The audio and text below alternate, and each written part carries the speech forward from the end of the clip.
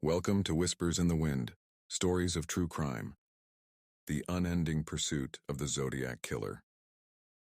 Deep within the heart of San Francisco in the late 1960s, a chilling shadow crept through the city by the bay. The Zodiac Killer had emerged, a faceless phantom with a taste for terror and a love for taunting the authorities. This is the dark tale of that enigmatic murderer and the relentless hunt that followed. In the heart of the summer of 1969, panic washed over San Francisco like a silent tide. It was an era of peace, love, and a burgeoning counterculture. But amid this backdrop of flower children and hippies, a sinister presence lurked. The Zodiac Killer, as he would later call himself, was about to make his horrific mark.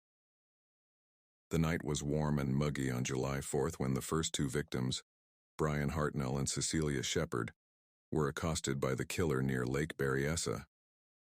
They had just settled down for a picnic when a man wearing a black executioner-style hood approached them. With an eerie calmness, he tied them up and then proceeded to stab them repeatedly. Leaving his victims for dead, the Zodiac Killer took the time to scribble a message on Hartnell's car door. It was a cryptic code, a chilling precursor to the cryptograms that would become his signature. This cryptic message was just the beginning of a spree that would grip the Bay Area in fear. Newspapers received letters from the killer, each one more taunting than the last. He demanded that his ciphers be published, threatening to kill again if they weren't.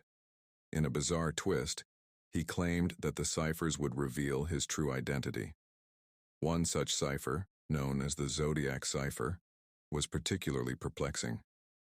It was a cryptic jumble of letters and symbols that seemed impossible to crack. Crypt analysts and amateur codebreakers from around the world worked tirelessly, but it remained unsolved for years, adding an extra layer of intrigue to the case. The police, led by detectives like Dave Toschi and Bill Armstrong, were thrust into a nightmarish game of cat and mouse. The Zodiac Killer seemed to always be one step ahead, his letters mocking their every effort. Composite sketches were created based on witness accounts, but they were vague, capturing the shadowy figure's elusive nature, but not his face. Despite countless hours of investigation and interviews with potential suspects, the Zodiac Killer remained elusive. Theories and suspects came and went, but none could be definitively linked to the crimes. The community lived in fear, locking their doors at night and wondering if the Zodiac Killer was watching, waiting to strike again. The Zodiac Killer wasn't finished. On September 27, 1969, he struck again, this time at Lake Berryessa. He approached a young couple, Brian Hartnell and Cecilia Shepard, who were enjoying a leisurely day by the lake. The man, hooded and carrying a knife, forced them to tie each other up before he began his brutal attack. After stabbing both victims, the killer left a disturbing message on Hartnell's car door. It was a symbol resembling a crosshair, with the dates of his previous murders and the words "by knife" and "by gun" written inside. The police were baffled, and the public was terrified. The Zodiac Killer's reign of terror wasn't confined to Northern California.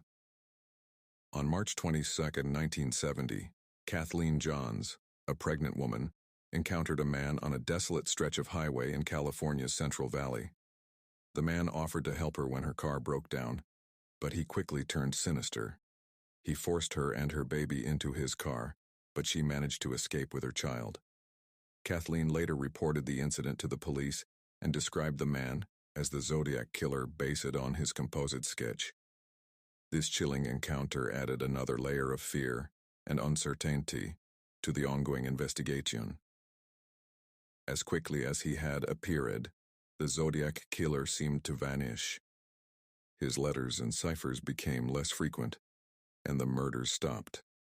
Law enforcement agencies continued to investigate, but they had few leads to follow. The case grew colder with each passing year. Decades have passed since the last confirmed Zodiac killing, yet the shadow of the killer still looms over the Bay Area. The cryptic ciphers remain unsolved, and the killer's identity remains a mystery. Some believe he died, while others speculate that he simply stopped killing. The legend of the Zodiac Killer endures with books, documentaries, and movies keeping the story alive. Amateur sleuths and professional investigators alike continue to pore over the evidence, hoping to crack the code and reveal the killer's identity. In the end, the Zodiac Killer remains one of the most notorious and chilling figures in the annals of true crime. His story is a testament to the darkness that can lurk in even the most idyllic of settings and the unyielding determination of those who seek justice in the face of unsolvable mysteries. Thank you for joining me here at Whispers in the Wind. If you enjoy this channel, please like, share, and subscribe.